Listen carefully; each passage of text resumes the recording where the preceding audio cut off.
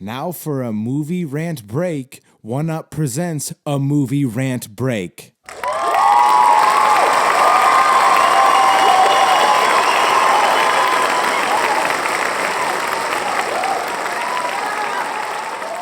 What's up, everybody? Welcome to the Movie Rant Break.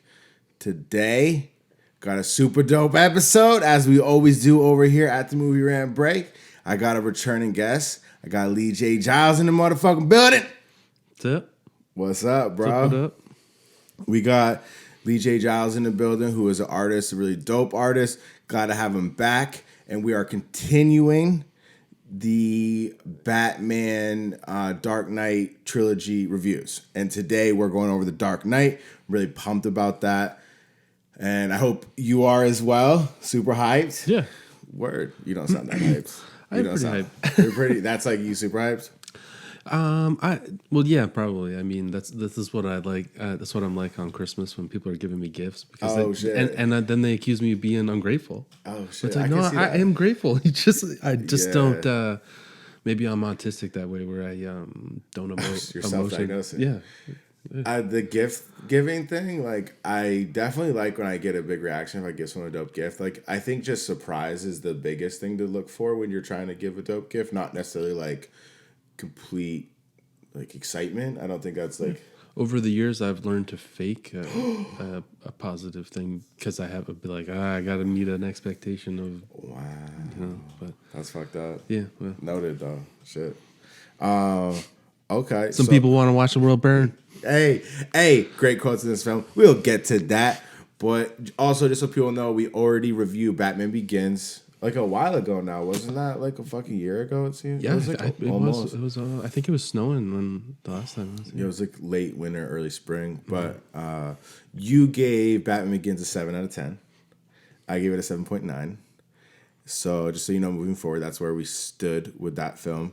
And getting into who was a part of this film, obviously shout out to Christopher Nolan. God damn it!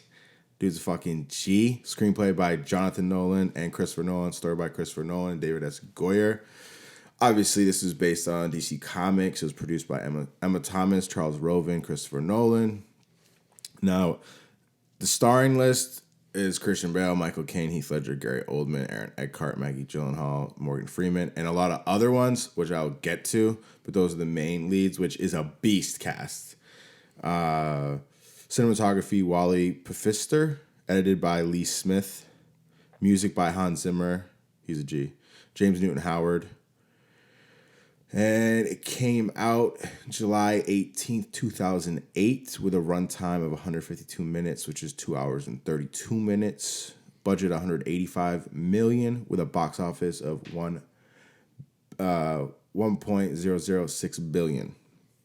And I just wanted to make a quick acknowledgement to the fact that The Dark Knight came out 4 years after Batman Begins, which I thought was kind of unconventional for a lot of sequels of films. And then it was 3 years from The Dark Knight to Dark Knight Rises.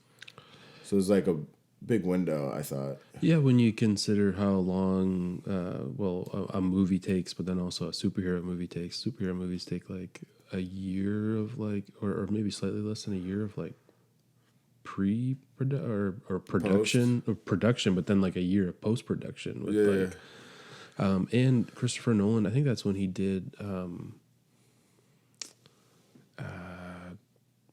the movie with Christian Bale and Hugh Jackman, where they're like magicians. He did that magician movie in between. I forget what that one's called, but I did too.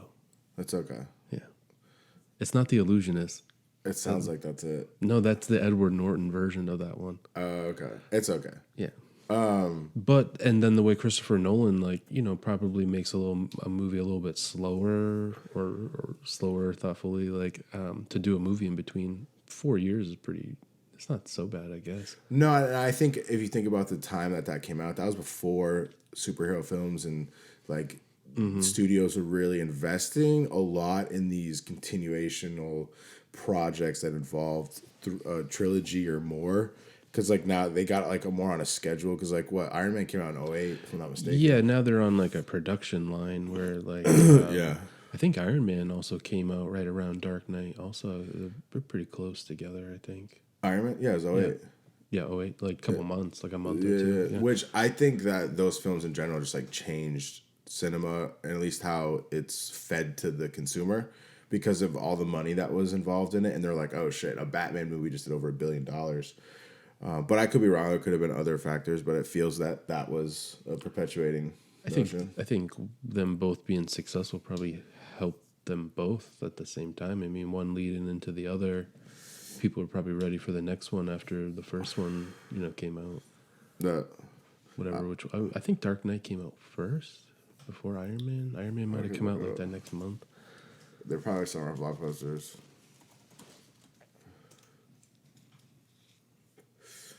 Yeah, it came out 08. When did it come out? Shit. So I said July 18th. This was actually May 2nd. So Iron Man came out first. But, yeah. The reception of The Dark Knight on IMDb is 9 out of 10. Rotten Tomatoes with a 94%. And then I think The Dark Knight was the first, air quote, superhero film that got Oscar nominations. And won as well. Best sound editing and best supporting actor. Rest in peace, Heath Ledger. I think that's actually a fact. The first superhero shit to get nominated and also win. But brief breakdown of the film. It's just Batman facing off with Joker. Turn up. Let's go. You already know what it is. You already know what the fuck going on. Yeah, this movie's fucking incredible though. I really wanted to just like start off with that. I haven't seen this in a couple years. I own it, love it. It's been in my favorites. It's in my logo for the show. But it was really cool to look at it from an analytical point of view rather than just an enjoyment consumption aspect. But yeah, I fucking really was just reveling in how awesome Christopher Nolan and everybody a part of this film did. That's fucking sick. Yeah. And I think that starts obviously with casting. And I know in the last episode we were talking about the recast of Rachel, and it was Katie Holmes originally, which I wasn't privy to her being a part of Dawson's Creek, which after you said it, I just kind of like laughed and whatever. But Maggie Gyllenhaal definitely is an improvement as far as acting or actress. And she has more grit, which fit this film way better than Katie Holmes would have. That's a good way of putting it, grit. Katie Holmes is a little too clean to live in a Gotham, like she'd be a little messed up by the time, like she didn't fit very well in that first movie, kind of. I could see it a little bit, but as far as looks goes, I definitely think Katie Holmes is more attractive to me. I just don't find Maggie Gyllenhaal attractive. Yes, but she just has like a more, like you were saying, grit. Like there is a lot more grit to Dark Knight than there is Batman Begins. Batman 100%. Begins is like, it's very clean. Like, it's gritty, but it just like, I guess. Yeah. I mean, Katie Holmes doesn't fit in the world of the Dark Knight. Like it would have been out of place and disruptive at times, especially with the Joker. I'd be like, oh, she's fucked. Like where it was like Maggie Gyllenhaal, you're like, she has a chance. She might make it. She doesn't, but like... Well, even the part, I feel like it was a better scene with Maggie Gyllenhaal in it, the part where he's holding the party hostage and like he's like going at her with a knife. Like, I can't imagine Katie Holmes really selling that part. It would have been... Maggie Gyllenhaal had some way about her where she didn't overly feel like a damsel in stress, which was actually kind of refreshing for the tone of this film. So, shout out on the recast, but I guess Katie Holmes had another project she was doing and wasn't able to do this, which worked out, I think, to the world's advantage. No offense. The other actors and acting in the film was just super gritty, super intriguing. And I don't think this is just a great Batman movie. I think it's a great film, great movie. You know what I mean? Like, there's so many beasts in this movie, actors and actresses, and even for the smaller characters that you see, like Gamble, you got the fuck's his name? Spawn. Fuck. I know his name. Sorry, everybody. I do know, I do, like, its name's on the tip of my tongue. I just can't think of it. J. Fox? No. Yeah, Michael J. White. Michael J. J. Fox. White, yeah. And it was a J. Jamie Foxx is going to play Spawn in the next movie, I think. Oh, is he? Yeah. I heard rumors of that. But yeah, like, you got Michael J. White as Gamble in the film, who has great interactions with main characters. Even just, like, the gangsters in it. And just even the little weasel like Reese that works for Wayne Enterprise and is trying to snitch, like he still had his performance was great. You know, Joshua Hardo was his name. Yeah, they had a whole pretty fleshed out crew of Gordon's people. You know, they're the lady who would have been like a Renee Montoya character. You're talking about Ramirez, I think her name is in the movie. Maybe, yeah. Yeah. What's her name? And you know, the commissioner that gets killed at the parade or something, at the funeral reception. The mayor is great too. You know who's really cool is the guy in the beginning who's like the corrupt banker who goes after him with like a sawed-off shotgun. Yeah, what the fuck's his name? He's great. But he's been, that guy's been in like tons of movies. William Fichtner. He's fucking dope. Yeah, just you drop in the movie and there's just such awesome performances and it's so intriguing and like I think it's what changed everybody's or one of the factors that changed people's perception on superhero films, because you're like, what the fuck, this is dope. Like it was a movie of a great film and the performances top to bottom. Like I definitely think it's like the pinnacle of like Batman movies, because like Dark Knight Rises probably not as good as like Dark Knight, and then when they made the Batman with Robert Pattinson, they are still kind of being derivative of this Batman movie of Dark Knight. Like that's why I hope like when the James Gunn stuff starts coming out, it's like wildly different. It's like I'd rather it be kind of like based off of, you know, like in a crazy way, like Adam West, like a more serious Adam West now than like another Christian Bale like Batman, like, you know, something like crazy different. Yeah. And I think in that film they're going in a different direction. It seemed based off how like the Riddler was, but it is kind of in that same semi-realistic version of what the villains would be like in a real world, like how the Joker was and Scarecrow. Which is it Cillian Murphy, or how do you say his name? Killian? Is it Killian? He makes a brief appearance in the film that adds a lot of flavor and value to it. And I like how they just kind of conclude his arc. I know he comes back in the final film, but having him in the beginning, you know, there's a familiarity to it. You see him, and, you know, Batman kind of wins early on. It also kind of shows like the evolution of the world. Like, you know, you left him in one, like the Scarecrow was left in one place. Now enough time's passed, like you said, 4 years passed in real life. So I think it was a year in the movie. A year in the movie, like, yeah. One thing I like too is that part too with the copycats. Like people are trying to like copycat Batman.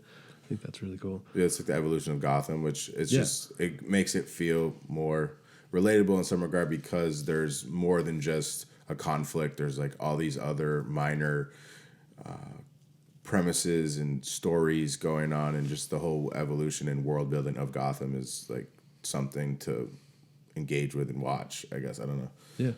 On that intro too, like love that intro is fucking gas. So this is like, so the movie came out in 2008, maybe like 10 years after like Fight Club, but this Joker feels like a very Tyler Durden-ish style Joker, where it seems like chaos, but it's all like a diabolical plan, like, and that plan is like organized anarchy or something like that.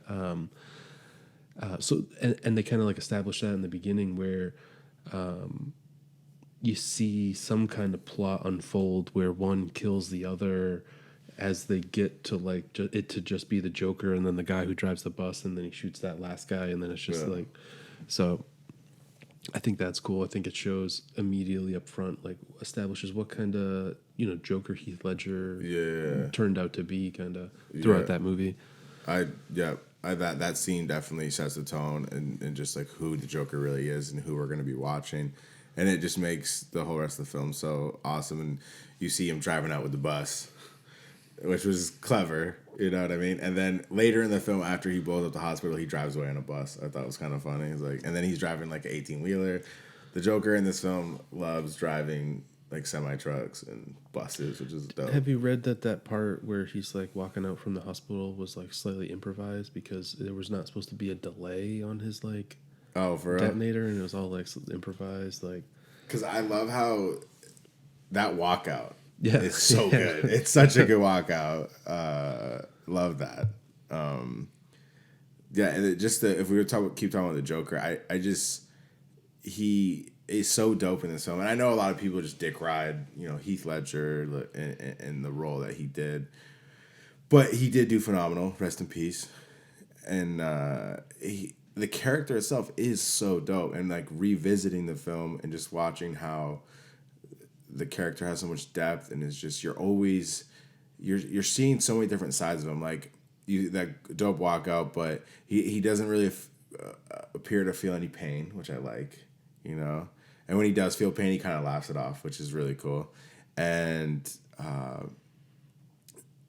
he's almost tickled by pain in some instances. Yeah. And I like how you see different sides of him. You see him like super gangster, and then you see him silly, like when he rolls up to Two-Face in the hospital, and he's in the wig, and which actually leads into like a really well written dialogue, but you see him being silly, and I just like how you saw all these different facets of the Joker that we all loved and saw, whether it was the comics or the cartoon, and it was fucking really enjoyable to watch the performance because it was a really cool character on screen, just like top to bottom. I thought it was interesting too, like when he for some reason like finds himself going into like how he became how he is, like he's changing his stories to like how he got the scars. Just interesting interesting layer about him that he's that sociopathic or something, where he's just like what did happen? Because he goes to give a third reason you don't hear it at the end with Batman, and you're like, oh, I want to hear what his reason is, and it's fucking dope. Like I love their performance, and I think it's a bold statement to say, but I think the Joker is arguably one of the best villains of all time. Yeah. And the Heath Ledger Joker is arguably the best Joker. I would say he is the best Joker. I really like Jack Nicholson's Joker, but Heath Ledger's Joker is just fucking ruthless and still has those little quirks that we love about the Joker. Yeah. And he kept it like truly gangster. That's why I feel like even the Joker that appeared. Did you ever see the deleted scene of like Barry Keoghan as the Joker and with Robert Pattinson? I did. Yeah. Even that I feel like is going to be slightly derivative of what Heath Ledger did, because I found that about Jared Leto also. Like he was just kind of like doing his own Heath Ledger. Like he was like trying to like it wasn't enough of a exit or like. See, I would disagree. I mean, I think the gangster ruthlessness, I guess he embodied, but I like the Jared Leto Joker to some degree. I did. It was okay. I kind of did too. Why can't that version exist? I thought it was a fun version. It was different. Yeah. And he did a good job. And I just found out yesterday, actually, that he's the lead singer to 30 Seconds to Mars. You didn't know that? I did not know that. I don't listen to them, but I just... Well, I don't listen to them either, but I just... That's like that's their big thing. Like, but it's like Jared Leto. That's funny. Didn't know that. Crazy. But, yeah. So with the Joker in this film, I like how it has that element where the Joker wins and Batman loses. And it's like the villain wins the movie, and I think those are some of the best movies, like Infinity War, if we're talking staying in this realm of superhero shit. Like, I think Infinity War is top 5, probably best superhero films, and it's because Thanos wins, in my opinion. And I think in this regard, with the Joker battling Batman, that's what makes this film so fucking good, is the Joker wins, and it was fucking chaos the whole film. And it kind of sets him off on the trajectory of now Batman's the villain because the Joker was such a villain. He had, put Batman in a corner where he's become villainized to Gotham. He's the Dark Knight, which is dope. This is like this defining notion. While Dark Knight is like probably the best Batman movie that still exists. I mean, even I think it's still slightly better than the Batman. But with every Christopher Nolan movie, there feels like a real crazy it's almost like it has a first act, a second act, and then a two-part third act. Where like in this movie, the stuff with the fairy, like it all feels like it's like and it's crazy too because even the Robert Pattinson movie kind of adds like a two-part third act where it's like it feels like it's concluding, but now we got to go to another location and do another like it just. Are you saying you don't like the pace of his films?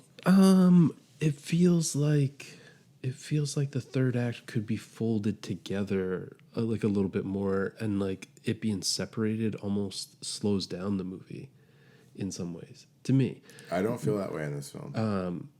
What's crazy to admit, even though I love Batman and I love these movies, when I saw these movies in theaters, I actually fell asleep during The Dark Knight. I remember you saying that shit in the last episode. Yeah, but I also was, I probably partied too much before I went to see this movie, or so like I won't put it out. I won't like wasn't say just like sober watching. No, I was not sober at all watching it. So like they're almost like 2.5, 3 hour movies. So like I was like, so when I felt that happening in the third act, that's when I would usually fall asleep. Like I thought it'd be more exciting if somehow the fairy thing was going on as Batman's trying to like take apart the SWAT team in the construction site. Like if somehow that was like blended, it almost felt separate though. It almost feels like I think it's two separate parts.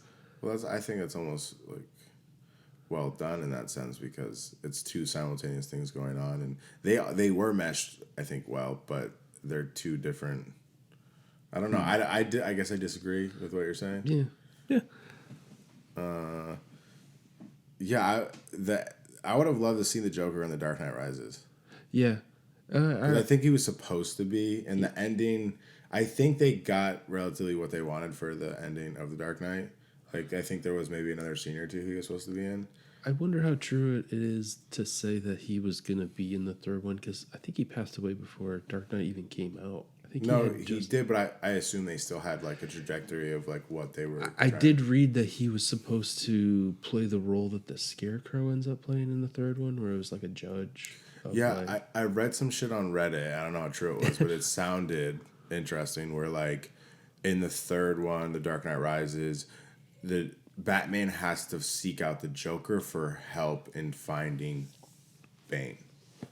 And there's like some exchange where like he has to kind of work with the Joker a little bit, which I thought would be way cooler than him having to work so much with Catwoman.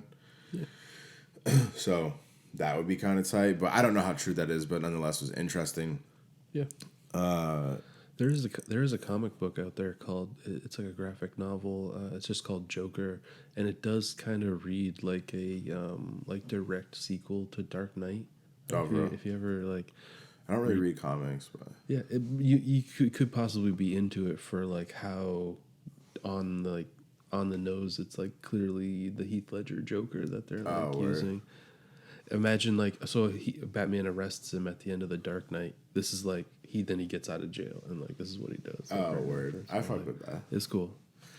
You know who goes hard as fuck in this movie, and I know everybody does. Everybody's dope as fuck, But Aaron Eckhart, Two-Face, dude, his character and his performance, and like I said, everybody's so intriguing to watch. From Michael Caine to Gary Oldman, Aaron Eckhart, like everybody is killing it, but.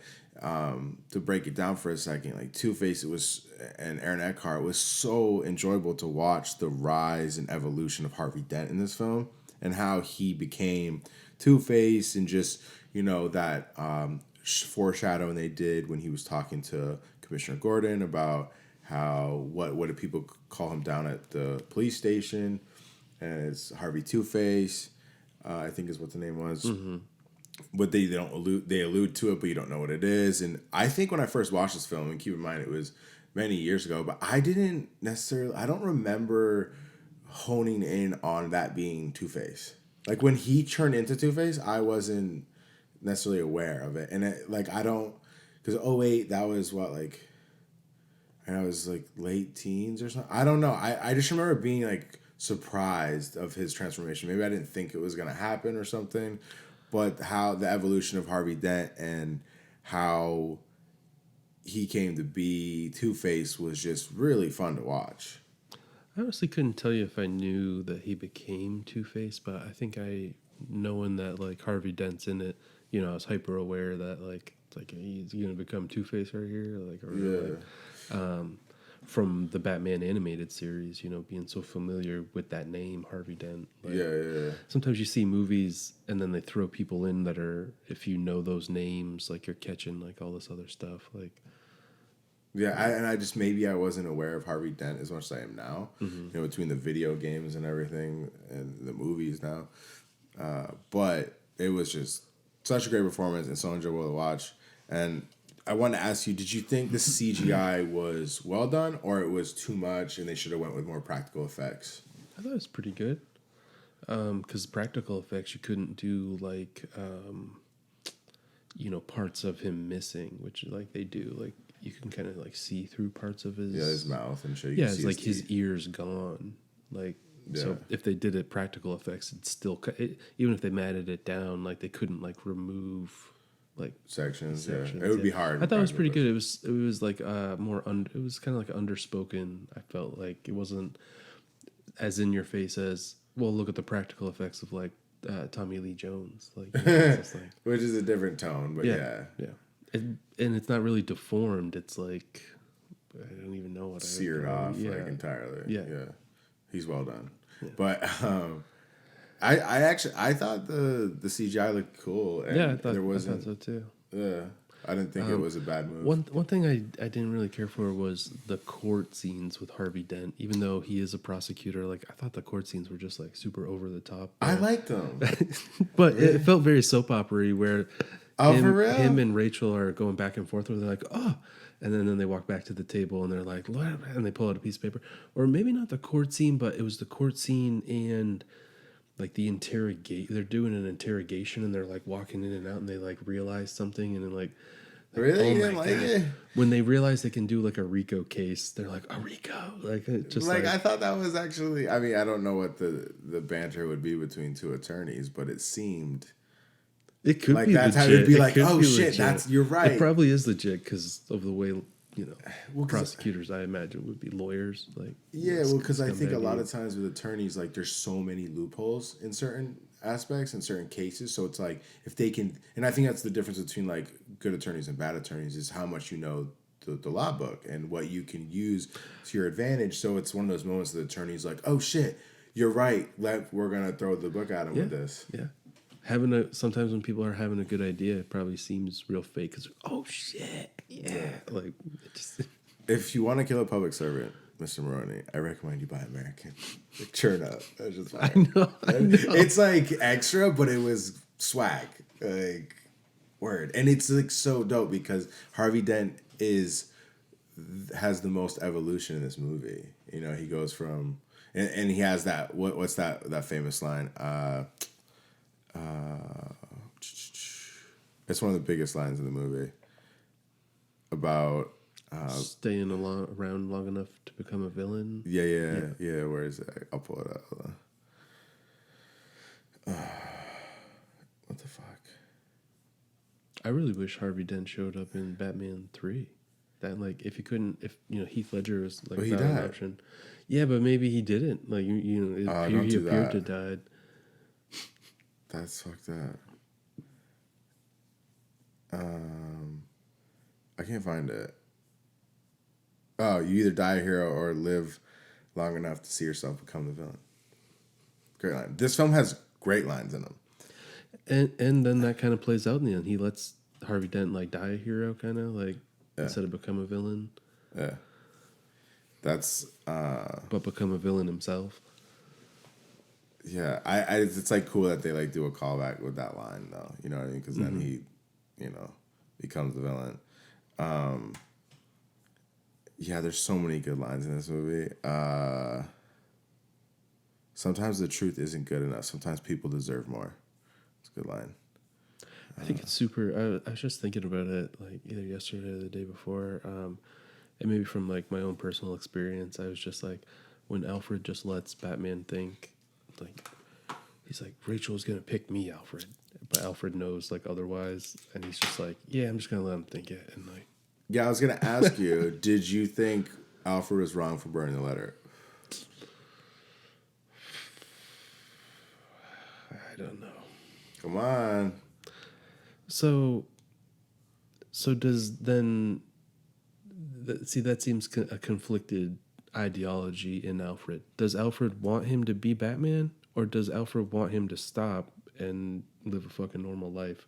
Because the letter would possibly make him retire and be like, oh shit, like but he doesn't give him the letter, so he'll continue to be Batman, right? Like, Yeah, I'm not sure. Like, I think he was just letting him grieve at the moment, but then he like burns it, and then it's like kind of foul. I mean, he could have kept it. I guess is my take entirely. It was just keep the letter. The last writing that he had from her, you just torch that scene it, bro. burns to me, where Batman, Bruce is just like, she was gonna pick me, Alfred, and Alfred that Alfred knows otherwise, and it's just like, what a motherfucker that he wouldn't that he just lets him think that.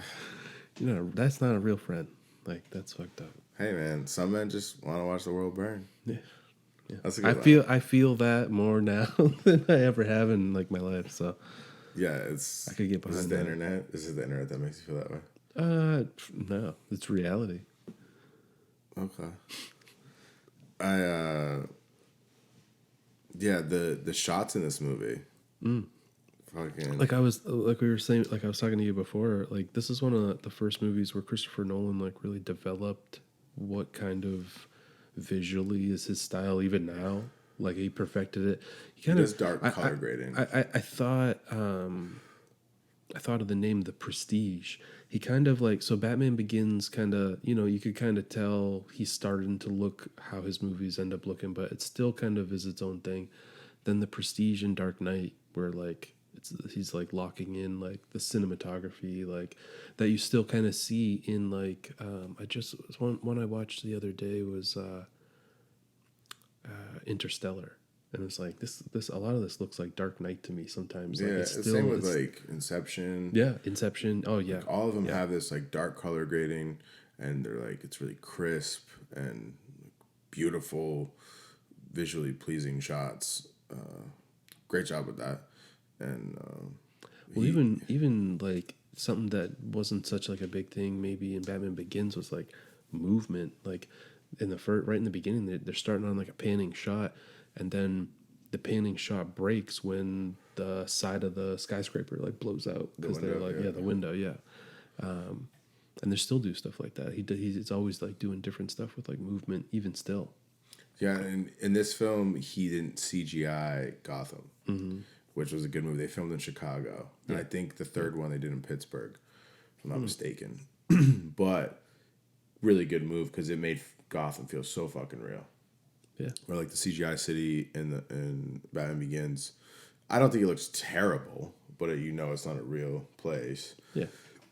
So, yeah, and I thought we're talking about how well everything is in this film is, and I agree with also the writing being fantastic. It's dope top to bottom. Like we talk about the quotable lines and stuff. I also like the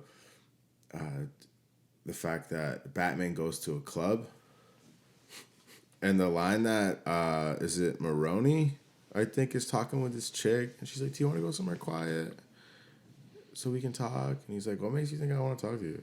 And I just thought it was like such a G line. And then like Batman is making his way in the club to go like whoop this dude's ass, and then it leads to him a scene I really like where he's got him suspended on a catwalk, and then Maroney's like, from one professional to another, this fall ain't gonna kill me. And then Batman's like, I'm counting on it. And he fucking drops him. The guy's like, ah! And fucking breaks his legs or whatever.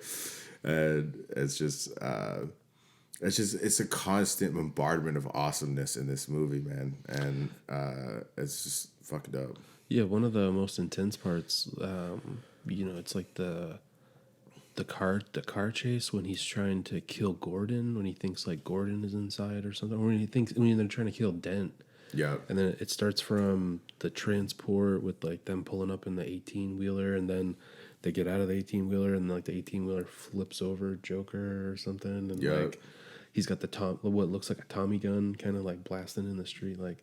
And I think he also pulls out. That's when he pulls out a knife, or he's got a knife, like a shoe knife or something. Like the shoe knife is from when he's at the fundraiser for Harvey Dent. Yeah. But that scene is still sick. Yeah. That's actually my favorite scene in the movie. Yeah. It's a sick chase scene, and he's like pulling out all the different guns. Mm-hmm. And then he like gets to an RPG, and then there's like some funny, silly commentary with the SWAT guy in the cab of the vehicle, which is not that clunky. I mean, it's clunky, but it's still funny because the Joker's pulling all these weapons, like shooting at you. You know what I mean? But yeah, that's my favorite scene in the film. And then also with the Joker as the nurse going and talking to Harvey Dent and basically turning him into a villain. And then it just shows how manipulative the Joker can be. And even watching it happen, you're like, man, he's so charismatic. And he's got this anarchy, chaos speech talking about, people. It's very compelling where he's talking about how the lack of panic when the right people die, like military personnel or like a gangbanger. And, no one panics if they die, but if a person, if it's a elected politician or someone of popularity dies, it becomes a big deal. And I thought that was such a good, compelling speech that he was giving to kind of push Harvey Dent to see his perspective and also talk about, he's just a dog chasing cars. He doesn't look like he has a plan. So that whole scene is fucking dope. Then he has that crazy walkout, and it's like that's the nice scene. And know it to be you as like a viewer know it to be true because he shows up and he's like trying to extort money out of the gangs at first, but then ultimately just burns all the money. And then he just takes the gang for himself. It's so dope. And you like believed it because you're like. Because I was trying to empathize that, like, if you were in that gang and this dude was, trying to infiltrate your gang and fuck with your gang's leaders, I'm like, you'd look at the Joker and be like, this dude is so fucking raw. Like, fucks with him. Like, his little tryouts he does at the beginning, he fakes getting captured and kills Gamble and then he breaks a pool stick. Like, he's just so fucking gritty. Like, the Joker, you can't say enough. And I kind of feel like, even in the Batman with Robert Pattinson, I almost feel like Paul Dano is like doing like a Heath Ledger interpretation. Paul Dano, the Riddler, the guy who plays the Riddler. I feel like that's kind of like a Heath Ledger Riddler. Like it's such a strong performance that I think it'll be hard to really differentiate. Like when they do a Joker in the James Gunn universe, like it should be something like crazy different. Again, almost like bring it back to like. Mark Hamill's Batman from the animated series. The Joker. Yeah, like the Joker. Not like less of a scary version. Like the Jack Nicholson one. Yeah. I think that's the move. I mean, people are always going to try to, even if it's not a Batman movie, I think it's a performance that you can look at if you're trying to be someone that's sinister. Yeah. And embodying mayhem and chaos, which he does in this movie. Like Gotham is fucking in mayhem and chaos the entire time, and it's just fucking dope. So if you're trying to have that kind of performance or that impact on people watching the film, it's a great performance to take notes on. Yeah, because he's clearly fucking a G.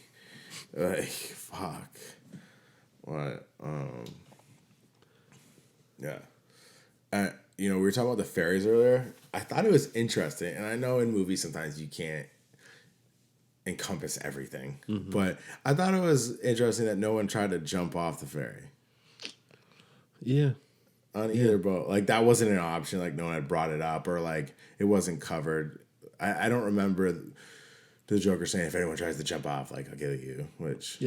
Which I think if you add that line, it would be fine. But it didn't take me out of it. I just was like, no one tried to jump off, like because that would have been my first move. It was like I'm out this bitch. And even that action kind of is almost out of character. It almost seems out of character for that Joker. It doesn't seem like something that Joker would have done. It maybe seems like something a Joker would have done, but maybe not Heath Ledger. Like why? I don't know. It didn't. Is he trying to teach moral lessons like that any other time where he's like puts like a moral quandary on someone to be like, you gotta like. Yeah, when he does the pool stick thing, he's like, one of you need to kill each other. And it was like, the fairy was the same thing. One of you need to kill each other. And then they didn't, so he was like, motherfuckers. Well, It's yeah, the same, maybe. it's the same Yeah, concept. yeah, One of yeah, you it have, could be. Yeah. it's the same premise, I think. And I think it was super on brand. And There seemed to be more moral ethics in the air between the two fairies, where it was like, yeah, he was trying to fuck with them. And yeah, though I love, what is it? The big convict dude. Great performance by him. Fuck, what's his name? the guy with like the lazy The big eye. black guy. Yeah, He's a beast. Did he pass away? he did pass away rest in this peace. past year. What the fuck is his name? But he chucks out the remote for the other boats, fucking, Yeah, which technically is their boats, fucking remote to blow themselves up. But I just thought that was also a bad move because what if it triggers the motherfucking, like, that was a really illogical thing to do, in my opinion. it hits a rock down below and it blows them both like, up. I don't fucking know, but Or a lot of people can't throw accurately. What if it did hit hits the window? It did hit the window, which I liked how real that felt. It was like, oh shit, like he wouldn't just go straight out the window. It had some sort of Something I think about a lot. Tom Lister Jr. That was his name. Rest in peace. Something I think about a lot in watching movies and like reading comics is like pacing. So like I feel like to me, just me personally, that whole end part could have been paced out somehow differently to feel, more tied together, and also like, like the stakes of it all were tied together. It was almost like, and now this, and now this. I think they were limited because like Heath Ledger did die, and they probably had a couple. Oh yeah, other... who knows? Yeah, that could have been the factor. How do you feel about the choreography in this film? Because I thought it was pretty solid. I mean, Like fighting and stuff. Yeah. I thought it was a big. The choreography of fighting, but also the Batman costume from Batman Begins to Dark Knight was like crazy. In Batman Begins, it looks like very old school action figure-y where they had a real, the toy was a hard plastic and then like the cape was like a real fake felt. Like that's how Batman Begins costume looks almost to me. Rubbery. It was this one was more like integrated together. It was more like a mesh, like a real what real combat suits would be. Yeah, like. what a real those like flying squirrel suits that people use to fly like would be made of or something. And then in the first movie he had the costume was connected to like his shoulders, so he had to like move like this. In the second movie, like his articulation like through here, so like it's just like it was cool. It was, again, like it was like a a ton of more grit added to it in some ways. As to like the Batman Begins, yeah. There's you talk about Batman evolving his arsenal and costume. He also was a lot more of a detective in this movie, I felt like, which, they claim him to be the greatest detective of all time, and I think him diagnosing which bullet and gun and caliber, that whole shit. And I think what a cool side note is that the Joker he allowed for Batman to be more Batman in different ways, whether it was him directly on the scene, like figuring out who was associated with the Joker, like all his like patients he took from. I like the Batcave in this because like they burned the original one at the manor, and then he's living out in this like one at a construction yard. Like I think that's like super cool. Another thing, like we were talking about the equipment, like the character of like Lucius Fox being in it and Morgan Freeman, like I thought he was awesome in this movie too. Yeah, the development of his character, Jim Gordon becoming commissioner, like there's so much development that happens organically that's just enjoyable to watch, and you get so invested in what the fuck is going on. One thing is always like about this movie and kind of about Dark Knight Rises, where it's like we developed this technology. It's highly unethical. So you can use it if you want, or you don't have to. And then Batman uses it because he has to, like the echolocation stuff. Like yeah, like the sonar shit, using cell phones in some way to create imagery. Did that freak you the fuck out? no, it's totally what they're already doing to us. You know, I like, know, that's why I'm like, with what they like even tell us what, like, if you have an Alexa, like Alexa's like watching you, like it's Alexas are programmed to like observe human behavior. Like that's what I'm saying. The whole concept seemed feasible and yeah, also terrifying. yeah, oh yeah. One time I was like, one time I was holding a camera up and I was watching my daughter watch her phone, and through my phone I could see the micro flashes. Are you seeing that shit? Of it taking pictures? So like I could see, I couldn't see it in like between us, but I could see it in my phone. Like the camera, it took like, you know, like 20 pictures like a minute. It was crazy. It was just like choo, choo, choo, choo, choo, choo.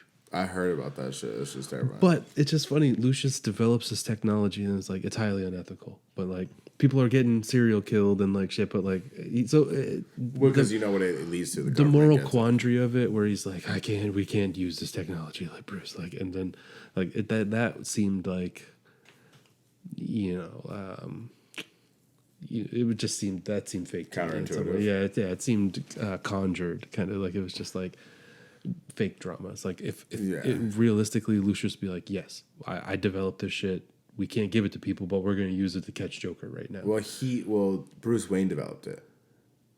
Isn't Lucius kind of like he started the notion of it, the gatekeeper of it, though, like the technology at that point, like he has to allow Bruce to use to. Yeah, but remember, there's a quote in the movie where he's like talking about there's a whole division that he's created that he's keeping close to his chest. So Lucius Fox doesn't know what Bruce Wayne is creating, but Lucius Fox is the one that like instigated the idea for him to like take it to that level. So it's not as much of a counter. But how unethical is it if you're already cool with that he's Batman? You're already cool with that he's Batman. He's doing vigilante justice. Why is that unethical? No, it was just presented like if you use this, it's highly unethical. Like, but it's like he's already a mass vigilante. Fucking.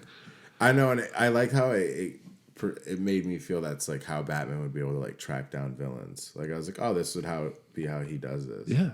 Which makes sense. Why would he not be tapping into all the different cameras and being like, okay, like, yeah, it made sense. Yeah. So we talked about Batman being in the club, which I think is worth noting. He also went to the mall in his bike. Yep. Oh, right. Like, I love that part. Yeah, like he was out there just doing his thing in the club and the mall and shit. It was tight. I fucked with that. They still really haven't topped that scene like that. Like even the car chase in the Batman, while good, is not as good as that from the Dark Knight. Which one? You know, when he's got his Batmobile in the Batman and he goes after Penguin. He kind of like wrecks Penguin's car and like. But that shit, the Batmobile on that shit is like a Camaro kind of. I thought it was like something Dodge. Oh yeah, an old. Yeah, it's like I don't know. I like how they showed how ballin' how ballin' Bruce Wayne was. Specifically at the scene where, I mean, obviously he's got copters and shit, but when he is at the restaurant and they combines tables with Rachel and Harvey Dent's table, and Harvey Dent's like, I don't think they'll let us combine tables. He's like, well, they should. I fucking own the place. You know what I mean? And it was just like, oh, word, that's fucking dope. He just does whatever the fuck he wants. Yeah. The fake playboy aspect of Bruce Wayne was like played up a little bit more in this movie. Yeah, rolled out with like 3 biddies from the copter, which is fire. Yeah, and one thing that I want to address is, and I think it's what makes the film even more enjoyable, is how The Dark Knight is much more modest with the conflict in the movie. The city isn't going to blow up or be poisoned to death. It's just some prisoners on boats and victims of a hospital being bombed, which is obviously terrible. But those are the largest conflicts we're dealing with. We're not, there's not a nuclear bomb being driven around the city like The Dark Knight Rises, or the city getting poisoned like in The Batman Begins, and it's not like the world's ending. Mm-hmm. And I just think it makes the Dark Knight film much more interesting. Yeah, it's a lot more introverted that way, maybe possibly where the stakes aren't like the whole entire city, but the stakes are the public perception of what Harvey Dent is about to do or what's about to be discovered about Harvey Dent or And like Batman, like yeah. but that's such like a little micro thing, like they're controlling like a little moment to then be perceived by the entire city. Like I think that's pretty cool. Yeah, but it's still not like the world's gonna end or the Yeah, city's gonna yeah, blow, it's which not is like how even Batman Begins ended, which was Gotham gonna burning to the ground yeah, and yeah, like yeah. So I think I always bring that up with like superhero films, especially if it's not like the group superhero films. Like just make the conflict smaller. I hate when it's if we don't do this, the world is going to fucking die. New York City is dead. Fucking LA is destroyed. Like I just fucking stop that. It yeah. just makes it. I just check out. I'm like this is so lazy. Like it's more intriguing when you know, utilize maybe something with the characters and the opposing characters and how that correlates and whatever. But is who do you consider the best Joker of all time on film? In film rather. I mean, it could be Heath Ledger. Who's who's up there with it? I'm a pretty big fan of Batman the Animated Series, so Mark Hamill, is like. Well, he's a Joker. Wait, what do you? Kevin Con. Oh yeah. You're right. I fucked up. I fucked up. I was like Kevin Conroy's on. No, I fucked up. My bad. Yeah, you're right. Mark Hamill's Joker. Yeah, for but sure. like not voice acting, just like Not voice acting. There'd be Heath Ledger, but I'm trying to think of like all the maybe different interpretations that might be out there. Obviously Jack Nicholson. I mean, they're all like reasonable. I don't know. I think at first people were talking about Heath Ledger for years, like, oh, he's the best Joker. But like now, letting it breathe, like, yeah, Heath Ledger, I think is the best Joker of all time. Jack Nicholson number 2 though. So like when I think they like come up with one in like this new universe, it's got to be more like a comparative to like a live action. It should be more like the Adam West Joker, like a more murderous version of that guy, like as opposed to like a Heath Ledger like style Joker. They just got to go like somewhere different with it. I think if they go with more mystery, like it's the Joker's doing a lot of things, but you're not like seeing it. Like I think that might be like having mystique with the Joker would be maybe a good look. Hard to these days, especially with like what's gonna like whatever's gonna happen with Batman in the next few years. What's the worst to best villains in this trilogy? Oh Jesus. I don't know. Hard to say. While I do like Bane, I feel like I wish they had gone like a different way with it. If the Joker was in that film, it would be so much cooler. If the Joker was in it, if maybe Harvey Dent was like going around, like he died though. Yeah, you can't like resurrect him. You know what what's something they never do, even in like you never see happen because for whatever reason you never see happen is like they're gonna put time jumps into it. Why not? It's like, oh yeah, and then in that time jump, Mr. Freeze came, and like there should have been like I wish there was some kind of like aspect like that in it somehow. I don't know. Even like in No Way Home, Spider-Man No Way Home, I wish when I had gone to seen it, like there was some aspect of it that I didn't know because at that point we kind of when it came out, we'd already kind of knew that Tobey Maguire and Andrew Garfield were going to be in it. What they should have done was like subverted your expectations and be like, and then there's this fourth one, and it's and what it actually is, it's Leonardo DiCaprio from the canceled James Cameron Spider-Man movie. Like this is another Spider-Man. Wow. Just for like a brief second. Or you have a villain that we've never seen before and be like, yeah, I'm the Scorpion and I came from this universe where the James Cameron movie did happen. Like you kind of saw a little bit of that in The Flash, which, people shit on The Flash, but I didn't think it was so bad. I didn't think so either. I think people would chill with that. I wish they had gone more crazy with it in that aspect and somehow tied in. Like, why not tie in everything? If you're going to tie in some of it, just go nuts. Let's go fucking crazy. Well, yet again, they were doing a time travel thing, but in his defense, it was part of his arc, like the Flash will travel in time. 'Cause he Well, runs so fast. even when he sees the multiple worlds, and you see the Nick Cage Superman for a second, and you see the Adam West Batman for a second, and you see, I think he sees Shazam in the Flash or something. I'm not sure. I forget. I watched it one time, but I was like, oh, it's not that bad. I didn't think it was bad at all. I enjoyed watching it. Yeah. This is a great time to bring this up. Worst movie of 2023 is Aquaman 2. Arguably the worst movie I've ever seen. What a waste of money. So I've never cared for Aquaman. I saw the first one and I was like, not so bad. First one I liked. It's good. The trailer for 2 didn't look bad to me. I was actually excited to see it. And I watched it and I walked out of the theater and like, damn. I was with somebody that was like, we had eaten some edibles and they were like, let's just finish, see how bad it gets. And I like went out for like 20 minutes, smoked a cigarette, came back, and like I do feel when they want to like bury something, they bury it. And they can do it like real publicly or they could do it real like shady. And I think they buried Flash and Aquaman in a way. They wanted these movies to come out to not receive the backlash, but they also wanted to like bury it. When I told my friend I saw The Flash, and he was like, it looks... And I told him, how George Clooney shows up at the end of The Flash. So I tell him about that, and he's like, that's lame. And I was like, well, no, I mean, think about it. They make it so Ezra Miller ends up in a universe where George Clooney's the Batman, basically saying, we're never going to see these motherfuckers ever again. Yeah, like, we're leaving him in this universe where we're never coming back. Like, so it's like, that's what they're saying. Like, they're telling people this movie was okay because we're dropping this motherfucker. And he's... Did you see Aquaman 2? I have not yet. I wanted to. I just... Dude, I swear to you, it is one of the worst movies I've ever seen. And like I said, I like the first one. And Aquaman's from Maine. Like, I fucks with that. And like, the actors in it are swag, except Amber Heard. She's so bad in this. Oh my god. And the first one I just watched a couple months back, and that's what kind of got me excited. I was like, oh, this could be good, especially with all the scrutiny they were getting and like it's ending. I was like, they're gonna try to make something decent, and they fucking did not. It's so cringy top to bottom. The story, it's bad. It is. Aquaman 2 is fucking terrible.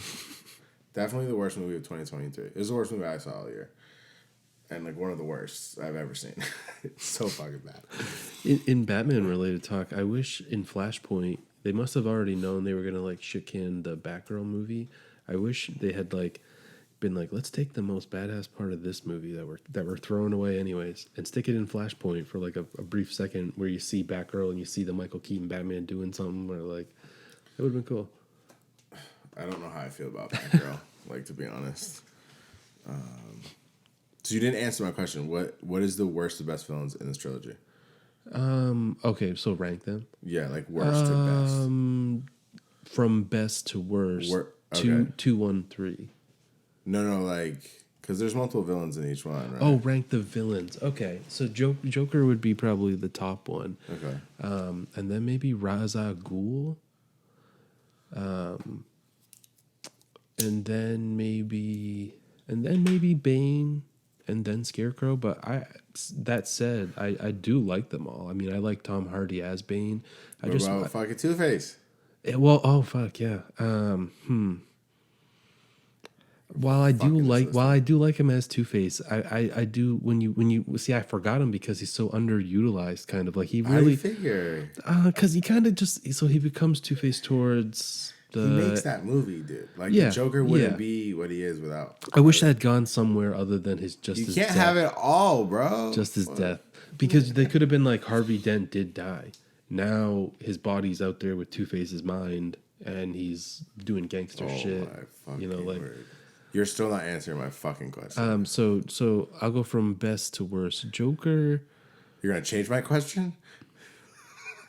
You say rank the villains from best to worst? I said worst to best. Worst to best. Okay. Then you're like, let me just rephrase. Well, I'm slightly dyslexic. So worst. Then. Scarecrow. Is the worst. Yeah. Well, no. They're all good. They're all great. But the worst would be while I do like the actor Tom Wilkinson, I don't really care for his acting in Batman Begins. his Falcone. He plays Falcone in the first one. Okay. So I was like, yeah. So Falcone, Scarecrow, Catwoman, Bane, Ra's al Ghul, Harvey Dent, Ra's al Ghul, Joker. Okay. Because Joker's got to be the top of the trilogy. I mean, there's no one that like. Yeah, no, that's fair. Yeah. I just think Bane's definitely number 2. Yeah. I really like Tom Hardy as Bane. I just didn't. There are parts of Dark Knight Rises that I was like, this. I wished a lot more for it. Kind of. I did too, but I think there was just so much from like Heath Ledger passing away, and then like, yeah, I think it just does a lot for like where you thought, because you said, he passed away before they started production of the film, but like they already had the arc of the story. Yeah, they already got that shit written when change it. Yeah. And but one thing I wish they'd done like creatively was I wish they'd made like a Christopher Nolan produced Batman 4. Okay. With Joseph Gordon-Levitt. I was gonna bring this up because after watching these films, because I enjoyed watching The Dark Knight so much, I had to just put on The Dark Knight Rises. And then I really would have liked to have seen Christopher Nolan get the band back together and do a Robin movie with Joseph Gordon-Levitt. Yeah. And the trilogy truly is a piece of art and very enjoyable to watch through. And I don't want to fuck that up. But it's sad when the Dark Knight ends, and he did so much for the character Batman, and like that's what I'm saying. Like even if he just produced it, like he produced, Man of Steel and stuff afterwards. Maybe if he just like let it, handpick the next director, help them, like guided them, maybe even a little bit. I agree. I literally had that thought, and I don't want to be that guy where it's do another one, but like you have Joseph Gordon-Levitt. You can leave Christian Bale alone. You can go somewhere different with it, and just I don't know. And so in Dark Knight Rises, a nuke goes off on the coast. So you come back with Joseph Gordon-Levitt, and you start going into Batman's like mutated villains because now the nuke's gone off on the fucking coast. You mentioned this last episode, I think. Maybe. Oh yeah, maybe. About, introducing new villains based on the nuke. It would have been badass. That's like. I think so too. I would have fucked with that, but sometimes you gotta let things be. Yeah. And this trilogy is phenomenal. And I think The Dark Knight is the best Batman movie of all time. Yeah. Oh, yeah. You agree? As of now, yeah. Live action, for sure, yeah. What's your favorite thing about this movie, if you had to choose? Like some aspect that you really... And I know it's hard to differentiate, but... Yeah. If there's nothing particularly come to mind, it's fine. But I didn't know if... is there like a favorite scene? Because I said some of mine, like the... Yeah, for sure, that chase. I mean, and, Gordon having like a bigger part in this movie. Like that whole part is like he fakes his death and then he's disguised as the masked SWAT guy. So like, I thought that was pretty cool. I don't know. It felt like a true evolution of Batman Begins in some ways because it still was very formulaic in some ways. It had a car chase. It had like the next escalating event, and then like like it very very similar, but just felt a lot. I don't know. Something about Dark Knight does still it's aged still well for coming out in 2008. It's almost like 20 years old. Yeah, I think it might be the best comic movie of all time too. Yeah. Yeah, certainly. Yeah, I just think the watchability from all the compelling performances just kind of make it so awesome and hard to differentiate. Like, have you ever heard this talk of like a Robin Williams version of the Riddler in a Christopher Nolan movie? There was like a talk, like some kind of version of that somewhere. I feel like I heard something regarding that, but I don't know the validity of it. Yeah. That's true. That's true. Like you hear shit and you're like, people just start like a Reddit thread and then like people talk about it. I have a friend that tells me stuff and then it's like, man, I seen the same stupid YouTube video that you have. Like that's not real. Like I try to like. Is there anything you don't like about this movie? I think like I said, like all the Batman movies kind of have like that that third act that just like goes like just like maybe 10 minutes too long. It almost could be like each movie could be like 10 minutes shorter, and somehow encompass still what it was accomplishing. You know, like. No, I hear you. I always am an advocate for compressing the movie if need be. I don't feel that way in these films. Yeah. Yeah. One thing in this film that I don't particularly like, and it always makes me cringe a little bit, is the bike going up the wall and turning around when he could just drive it around. Every time it's one of the few things that I see that I'm just like, why did they do that? It's not cool. It just makes it seem not real.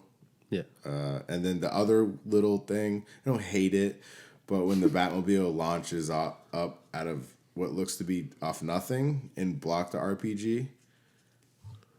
Yeah. From hitting the SWAT truck, like it's not super uncool. It's just I don't know. I just feel like you could have done something different. Yeah, sometimes things take you out of it where it's just like what just happened? Like, it's just too much. It's like those two little things are just like a little too much for me, but it's minor. Yeah. I think nothing will be a better intro to a movie than like the intro to Dark Knight. That's just gas. Yeah. Fucking gas. Is there any other shit that you... Oh, I want to bring... Like, great music score, obviously. I don't know if we, like... Is it Michael Giacchino? It was Hans Zimmer. Hans Zimmer. Yeah, the score is phenomenal. Right. And James Newton Howard. But yeah, Hans Zimmer is on point with the shits. But yeah, great music score. But do you have any other shit that you want to bust down about this film? I feel like... No, maybe not. I don't know. I feel like we did a good job covering shit, Yeah, but if you too. had some... No, I mean, it's easily one of the best ones. I mean, I hope something comes out that's as different as Dark Knight was, and I'm looking forward to seeing what they do with Batman. And I feel like they're going to make the Superman movie first. Like, I feel like when Superman comes out, they'll have whatever's going to happen with Batman together. So like Batman's going to show up in this movie, like at the end credits or something. Like. You're so burnt out with that whole shit now. Like it's tough. They're gonna have to really. The Batman was cool, but then you're gonna start reintroducing other heroes. And it's like, oh my god, here we go again. I do have an interest in the interconnected James Gunn like universe. Yeah, naturally, he's great. But the Batman, I think, was like, it is good, but I also also find myself able to rewatch Dark Knight as opposed to the Batman after the Batman. It's just like, this is like I said, it's almost a derivative of the Christian Bale Batman, of Christopher Nolan Batman. It's just like, it's a little bit more, the style of it's like a little bit more David Finch, Christopher Nolan style, like Christopher Nolan, David Finch style, a blend. I reviewed the Batman by myself, I think, like when it had come out. And it's good. I think I gave it like a 7 or an 8. I forget. One of the two. Can look it up. But it's just the saturation of all that shit is just tough at this point. And then to just start reintroducing it again is also tricky. Did you do a review show for What If? No, I wouldn't do that. You wouldn't? No.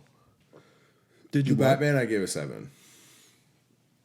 Wait, because it's a show. I don't do shows. It's tricky. What are you giving this The Dark Knight for a score? Knight? I'd give it like a 9, because I think it's one of the best Batman movies, but it works as a like kind of, if you almost forget some of the superhero aspects of it, it's almost, it's just a good movie. Oh, definitely. The gangster aspects of it are very like gangster movie. It is a cool gangster movie in some aspects. Like, I agree. Definitely. Very cool. I mean, the Joker does take someone's face and shove it on top of a pencil and through his skull. It's pretty fucking gangster. I like the part too where where he's talking to the people in the gangsters in the kitchen and pulls up his coat and he's got like a ton of grenades that are all like linked to him, like, which is his exit strategy. Swag. Yeah. I'm going to hit this movie with a 10. The Dark Knight's a 10 out of 10 for me. Good. Love this movie. Like you were just saying, it's not only just a great Batman or superhero film, it's just a great movie. I don't give a fuck what anybody says. It's definitely worthy of a 10 out of 10. And everybody part of it did an amazing job. And still to this day, it's aged well. It's awesome ass movie. Love it. Yeah, hell yeah. Yeah, so you're hitting it with a 9. I'm hitting it with a 10. But do you want to hit some plugs? Do you want to say what's up? You know, in the new year, I'm going to be trying to do more comic books. Trying to, you know, that's kind of what I was trying to originally do with my art. So in the next year, I kind of want to get some stuff, you know, in print or like even figuring out how to release things digitally. Like so. Digital comics, yeah. Well, you're working on a comic currently. Yeah. And I wanted to also say, when is that first issue coming out? I'm hoping it to be out by like the spring, because not only will I get that one done, but I'll also like be trying to like bank a few of them so we can get on some kind of like you know, schedule. Yeah. You know, because I feel like that's how you get the subscribers. You gotta have momentum. You gotta have consistency so people can like you gotta buy into it. Yeah, be interested and come back and like keep paying. Definitely. Yeah, because you should come back on the show and we should review The Dark Knight Rises like when you have the release date. Yeah, and stuff like that, and we can knock that out. Yeah, do that. I'll bring you a hard copy if we get if such a thing exists. I hope it does, because the hard copies are dope. Yeah, we'll have to get some signed copies. We're gonna develop it enough that, you know, maybe we'll have a Kickstarter for it or something, and like we'll see. Yeah, no, I hope all the success for you guys. Good. That Thanks, jump off of the comic. That's just tight. And the next time we're on the show, you can plug it and have it when it's more set up and you have a release date and what have you. Cool. Well, thanks for being on the show. Yeah, thanks, man. Thanks for having me. It's dope. You killed it. Yeah. My friend will be jealous we did Dark Knight. Hey, Dark Knight? I had a couple He's guests the Dirt Man. That's where the Dirt Man comes from. Oh, Batman. shit. Well, I figured. But, no, I think I had a couple people that wanted to be on this episode because it's awesome fucking movie. Yeah, but I thought we'd keep it moving since we did Batman Begins and shit. Yeah, hell yeah. But, thanks for being on the show. Thank you, everybody, for listening.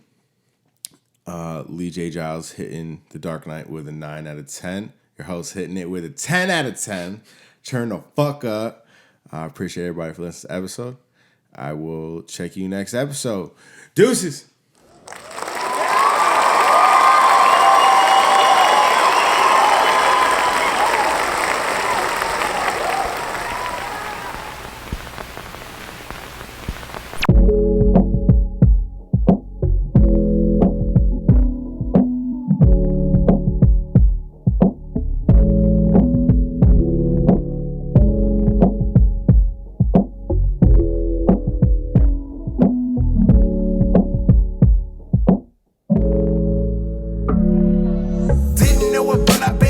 Jaded, busy working on it, got time for the payment, got no time for the faking, how they imitate it. Everyone looking for a little entertainment. Hear my voice out of speakers, mama think I made it.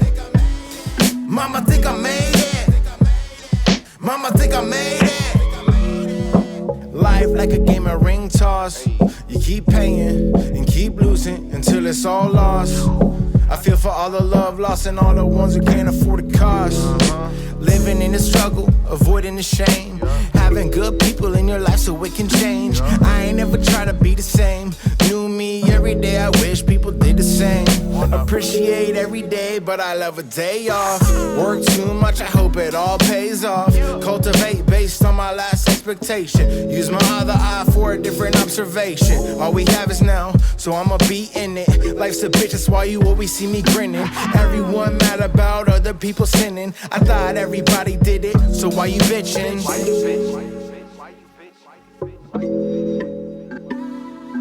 I don't wanna pick up my phone. I just wanna be left alone. Stay in my room, minding my own.